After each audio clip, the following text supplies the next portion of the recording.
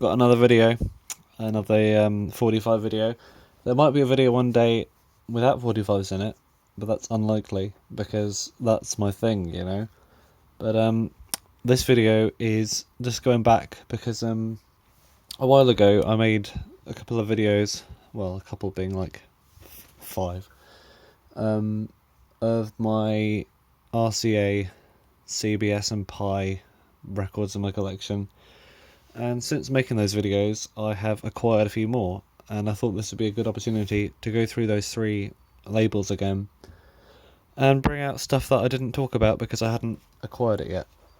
So I'll do that in this video before we carry on with the Philips and Fontana stuff, Polydor, in the next video after that.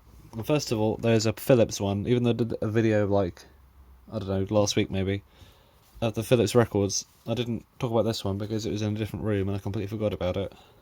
I Will Come to You, Dusty Springfield. It's really good. I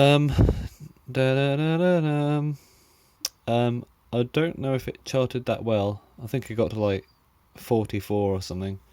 But it's a great song, and the B-side, I listened to it. It's kind of a slow, like ballad type thing, if I remember. I played it because the A-side was covered in dust, and I thought it was funny because it's Dusty Springfield, but eventually I did wash the dust off so I could play it and listen to it. And yeah, it's a really good record. Yet again with the like large hole in the middle, which probably came with an adapter in it. Not one like this, but one that's more, I don't know, skinny, I guess. You'll see them around. Also, another thing I didn't mention, because I didn't know about it, this song here, Poupée de Cire, Poupée de Sang, by France Gall, the Luxembourg Eurovision entry for 1965 that won. I just watched Eurovision a couple of days ago, and it turns out the Luxembourg entry for this year, 2025, which is 60 years after this song, it pays tribute to that, and it's pretty good, quite catchy. Actually, it was stuck in my head for a long time, especially at night, so it's like, I don't know, an earworm. But yeah, it's good. The original's good as well, but it's not a cover of it, it's like an homage, I suppose. It plays with the theme, I guess you could say. Not that I know anything about that. I'm not really a comprehender. But yeah, this is great. And so is the Luxembourg song for this year as well. So I'll check that out. It was a good year for Eurovision. Some may disagree, but I think it was. So let's carry on with the video. So first of all, these are the Pi records, 45s, that I have acquired since making the video about them. Not the label video, but the video about my collection of Pis. So this one, Jimmy Justice. Oh, it's got a tax code sticker on it. ZT. I don't know what the years are for that. I could possibly learn it if I wanted to, but I'm not really committed to that. I don't know. But again, with the small Pi logo at the top, and saying that is bringing back memories of the video I made about the labels and how dry my throat was afterwards. 1962, and this is right at the end of the purple label era, so it's in this box. It's the only one I've got in this era with the 62, well, not the 62, with the purple label on it, because these boxes are sorted by 62 to 69. The song itself, I don't remember listening to it. It might be okay. It might be kind of slow. Jimmy Justice, the ones I have by him are kind of slower songs, I think, but I'll have to listen to it. What's this one? Oh yeah, The Countrymen. I Know Where I'm Going. I don't know. I think I listened to that. They sound maybe Swamp Legend. They sound American, but apparently they're not. Maybe it's about an American swamp. That makes sense. Piccadilly. Yeah, cool. It's a good condition label as well. But it's the Countrymen are like a folk kind of group. They're quite good. Well, they're okay. What's next? Petula Clark. I don't think I've listened to this side. Oh, maybe did she write it, or was that her father or something who had Polygon? Maybe she wrote it. You never know. I'll have to listen to it. I didn't know she wrote any songs, but maybe she did. Also, that label's inverted completely. Colour My World is the A-side. Quite catchy. It almost sounds like a Eurovision song. I don't think it was though. But it's a good song. Quite upbeat. I do like Petula Clark stuff. Some of her slower stuff is harder to listen to for me personally because it's like, oh, come on. I like upbeat music, but that one's quite a good one. I really want to find I Know a Place. I still haven't found a copy of that yet, and I'm kind of like, about it. Oh yeah, Lonnie Donegan. This is that one where they've misprinted and it says 1956 on the label instead of 1965. And it comes in this sleeve, but it's Lonnie Donegan. Sort of you'd expect it to be like a skiffle comedy song, but it's kind of it's like a Dixieland fun thing. I don't know if I'd listen to it more than once in a row, but it was made and people bought it, so why not. What's next? Round Every Corner. A bit repetitive, this one. It's a good song as well. Round Every Corner, but it goes on. Well, it doesn't go on. It's not like a boring song, but the chorus is a bit repetitive, I think. If it is a chorus, I don't know. Maybe like a vocal riff. And 2 rivers. I think it's like a slow ballad. What's next? Donovan. Colours. Been wanting this one for a while. It's not even hard to find, but it took ages to find it. Eden Stevens. That name may come up later in my Fontana video. Colours. I think it's like a continuation. It might be his second one after Catch the Wind. I don't remember. And To Sing For You. I think I've listened to these at some point. I like Donovan. But I can't remember that off the top of my head. Probably because I've listened to a lot of other songs since I played that last. The Other Man's Grass Is Always Greener. Petula Clark. This is alright as well, I think. And At the Crossroads. I think I listened to these once when I got it, which wasn't long ago. It might be good. I think it's a good song. I'll have to listen to it again. And Aladdin's Lamp by Mark Winter. Or Winter? I'm not sure. I think it's Winter. 15514 on the sleeve. That's not this one. I think I didn't have that one though, so I just put this in it. Aladdin's Lamp. I think it was okay. Probably like a slowish pop song, I think. Maybe it's upbeat, I don't know, but by Mark Winter, I think he did Venus in Blue Jeans, a cover of that. And I presume all this other stuff sounds like it. What's next? Oh, Francoise Hardy, this is really good. Catch a Falling Star. Can put it in your pocket, I think, save it for a rainy day. It's like an upbeat song. It's great, I love it. I was expecting it to be like a slow folky song, like some of Francoise Hardy's earlier stuff is, but no, this is quite swinging, and I'd recommend it. It's good. On the other side, I don't think I've listened to it. Might be good though. And finally, we have Lonnie Donegan and Max Miller, recorded before a live audience, the Market Song and Titbits, and it's I listened to it. I don't hate it. I thought it was quite fun, but it's just a comedy, like a comedy song, I suppose. And it's about some people selling stuff, I think. Maybe you should listen to it. I don't think you'd probably miss out if you didn't, though. But that's the pile I have acquired since last making a video about my pie collection. Why does my throat get dry so quickly? Right, we've got some more CBS as well. Not many compared to the pies, but we still have a few. Starting with The Sound of Silence by Simon and Garfunkel, which I don't think charted here. I think this is their first single in this country. Maybe it charted, but I don't think it did very well. And it's a great song, but it's like I think it has an electric guitar in it. It's not completely barren and vocal. It has a backing. And we've got a groovy thing going, which is like it's quite good. It's upbeat. It's like dun dun dun dun dun dun dun dun. I think it goes like that. It's like the Tremolos B-sides, where they're more upbeat and rocky, but it's Simon and Garfunkel.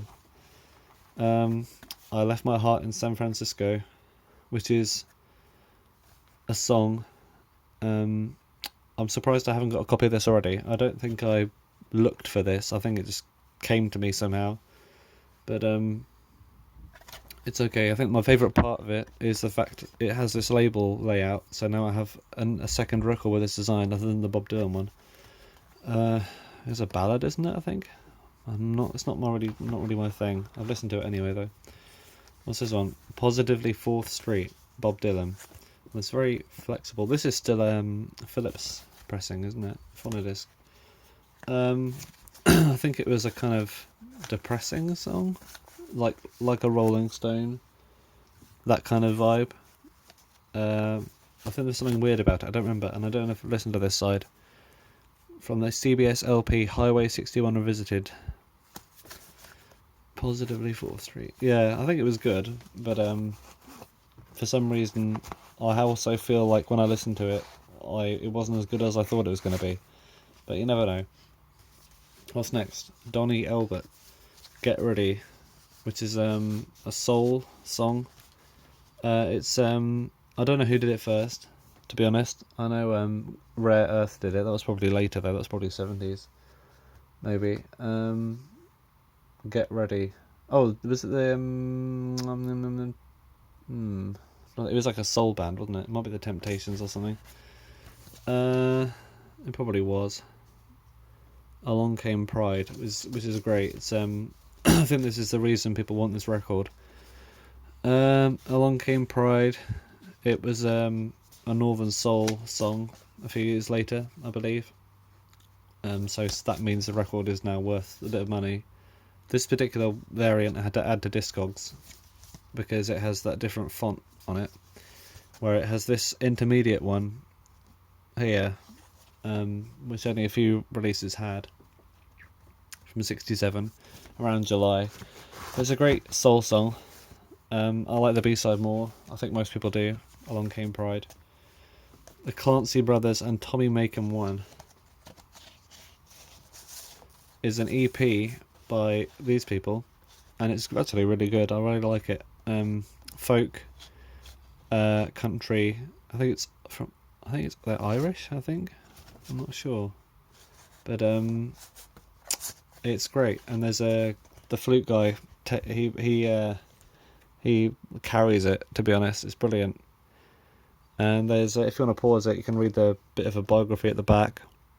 It's about the songs. Written by Tom Clancy.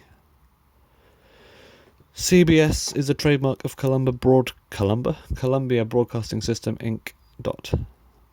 There we go. AGG 320039. Very catchy number that is. What's next? Elvis. We're getting into RCA. What is that doing there? Let's move that out of the way. And finally, Scott McKenzie again. Why am I showing this now? Because I showed it in the last video. Well, there's something I forgot to mention, which I noticed when I was watching the video back to myself. Why did I do that? I don't know. Maybe I was bored. And I noticed something that I didn't see in the IRL when I recorded it, and that is the E at the end of Mackenzie is a different type. I don't know why that's like that. Maybe, the thing is, this isn't even the first pressing, it's like a later one. The originals had the older, wider font, and they didn't have a flower in the middle, as far as I know. So this is from, like, July 67, might be slightly later pressing. I don't know when the original came out. Maybe, like, May or something. But, Scott McKenzie, yeah, the E at the end. Look, compare the two E's there, and you'll notice the first E has a wider spine compared to the last E. So maybe they ran out of normal E's when they did the type, and they just stuck that one on the end and hope people didn't notice. But other pressings I've seen, I looked on 45Cat, a great website that, and there are variants where both the E's are the same. So I don't know why. Yeah, usually you'd think they'd do the same on both sides, but no. There's something up with that E, and I don't know what, but it's wrong, and it needs to just not be seen. Let's move it. Okay, what's next? We have the RCAs. It is raining and I'm inside. Hopefully. And this is like a hole above me that I can't see and feel. RCA time. Wow. Elvis Presley. Oh, did you see that? Ooh, look at that. Elvis Presley, Follow That Dream. I've had a copy of this before, but this is now I have the sleeve. Through UA. Is that United Artists? Follow That Dream. RCA. Pretty cool. And if you like Elvis, then you might like this, funnily enough. A Mirish Company presentation. Is this a film? An original soundtrack recording, 4 great songs from this great movie.